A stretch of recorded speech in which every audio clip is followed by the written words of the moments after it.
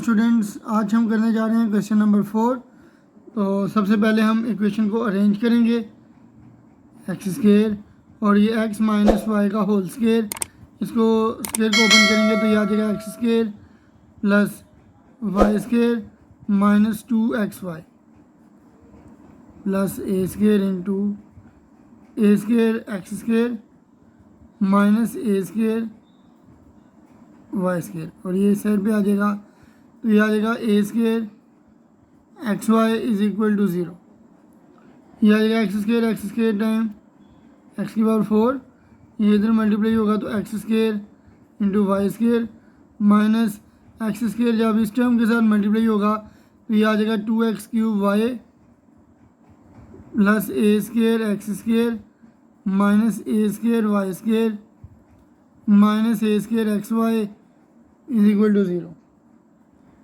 उसके बाद आप देखें जी कि सबसे बड़ी डिग्री हमारे पास 4 है, इधर भी 4 है, इधर भी 4 है, इधर हमारे पास 2 है, ये कांस्टेंट है तो ये 2 है डिग्री, यहाँ पर भी 2 है और यहाँ पर 1 और 1 2 है। तो सबसे हाईएस्ट डिग्री हमारे पास 4 है, तो हम लिखेंगे देयर आर 4 एसिम्पटोट्स, 4 एसिम्पटोट्स जो हैं वो हमारे पास पॉसिबल है। सबसे पहले लिखेंगे जी horizontal एसिम्पटोट्स,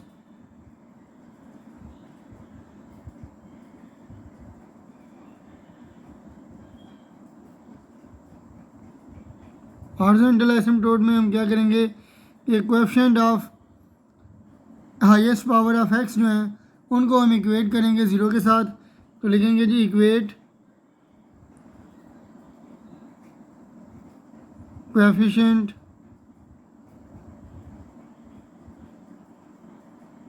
of highest power of x to 0। तो हाईएस्ट पावर हमारे पास x की पावर 4 है x की, तो उसके साथ हमारे पास 1 है जी, तो 1 इक्वल टू 0 जो कि पॉसिबल नहीं है। अब हम चलेंगे वर्टिकल एसिम्पटोट की जानिब।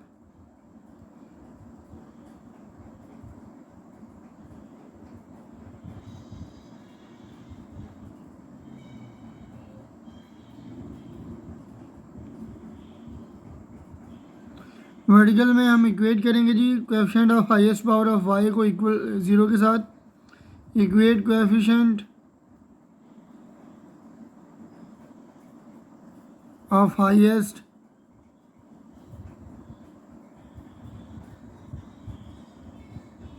पावर ऑफ वाई टू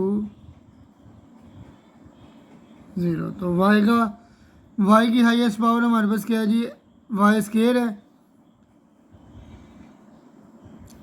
तो वाई स्केयर है जी दो जगहों पे, एक के साथ एक्स स्केयर है और एक के साथ माइनस ए स्केयर है। तो लिख लेंगे x square minus A square is equal to 0, x square minus A square is equal to 0।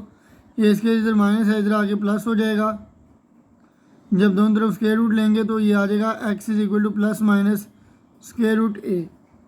ठीक है जी, तो इनफैक्ट स्केयर रूट कह रहा हूँ, ये स्केयर का स्केयर रूट आएगा तो ये कट जाएगा, तो ये आ जाएगा x is equal to plus minus ए।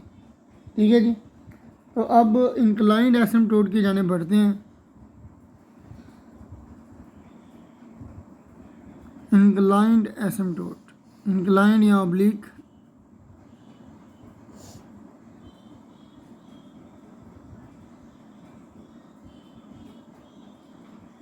इसमें हम क्या करते होते हैं जी, एक्स की जगह 1 पुट करते हैं और वाई की जगह m पुट करते हैं।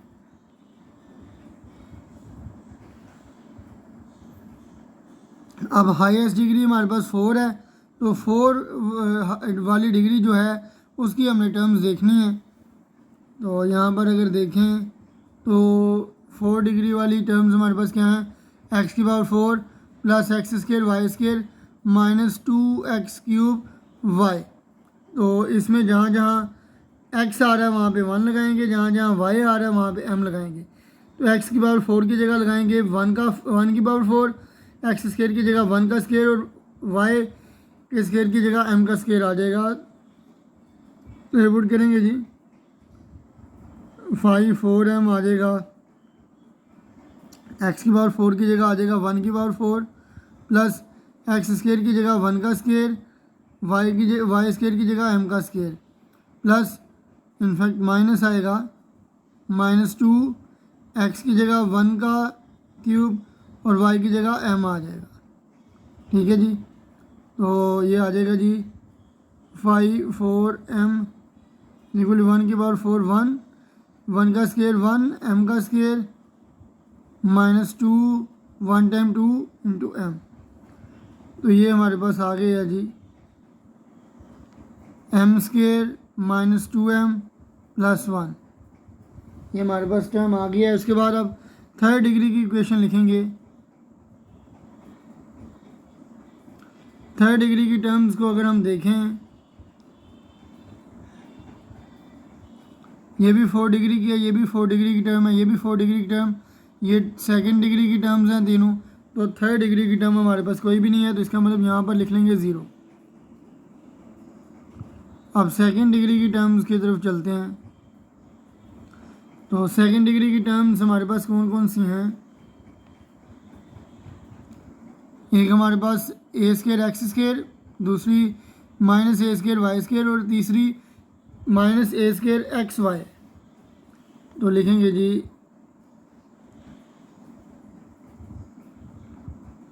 ए स्केयर और एक्स स्केयर की जगह वन का स्केयर माइनस ए स्केयर, वाई स्केयर की जगह एम का स्केयर माइनस ए स्केयर इंटू एक्स की जगह वन, वाई की जगह एम। तो ये आ जाएगा a square one time A square minus A square m square minus A square M. अब हम क्या करेंगे जी, जो फोर्थ डिग्री की इक्वेशन है हमारे पास, उसका एक दफ़ा डेरिवेटिव ले लेंगे। तो ये आ जाएगा एम स्केयर का derivative two m minus two m का डेरिवेटिव टू आ जाएगा, और वन क्योंकि कांस्टेंट है तो उसका डेरिवेटिव ज़ीरो ही आएगा। अब हम एम को फाइंड करेंगे।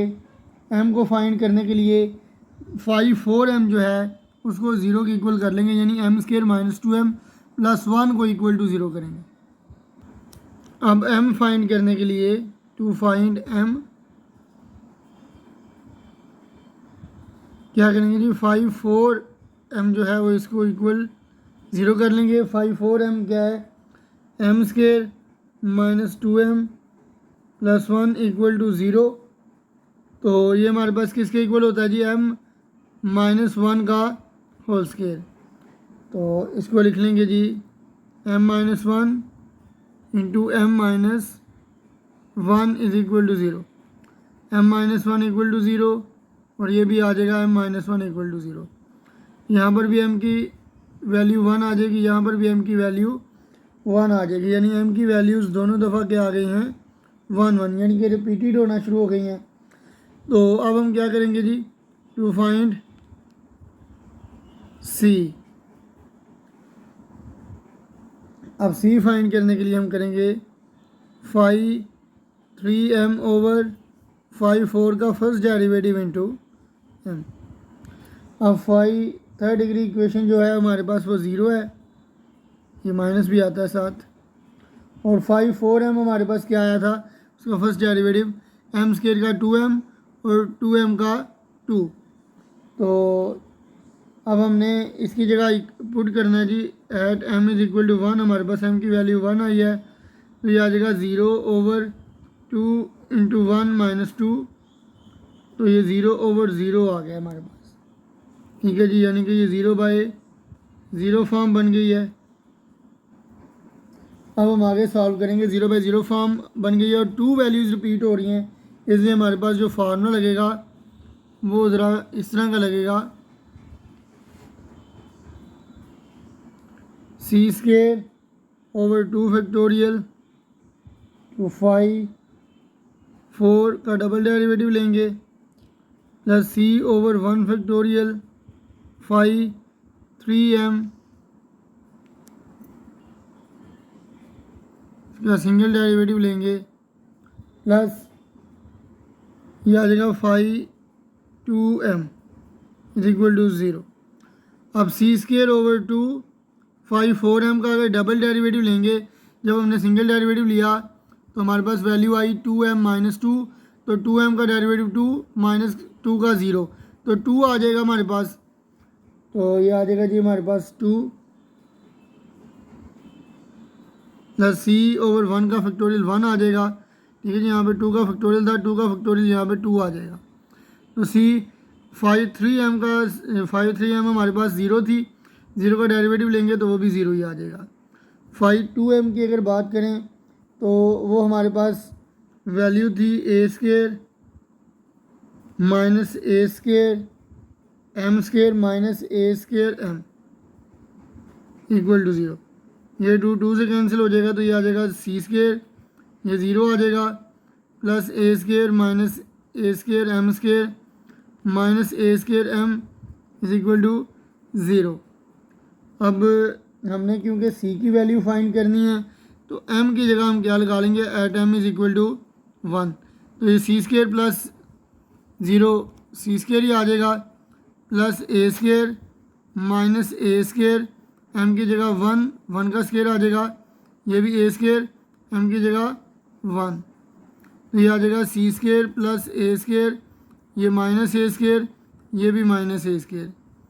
अब ये कैंसिल हो जाएंगे, तो ये सी स्केयर माइनस ए स्केयर आ जाएगा,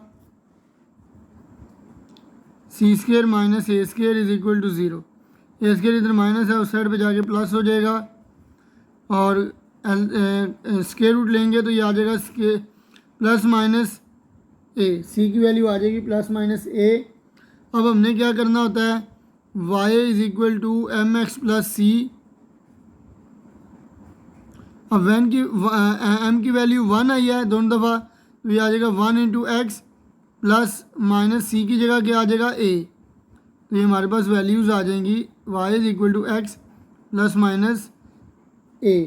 तो ये हमारे पास दो एसिम्पटोट्स यहाँ से आ गए हैं कि y is equal to x plus a एक एसिम्पटोट, और y is equal to x minus a ये दूसरा एसिम्पटोट, और दो हमारे पास एसिम्पटोट आए थे वर्टिकली, जबकि x is equal to a और x is equal to minus a।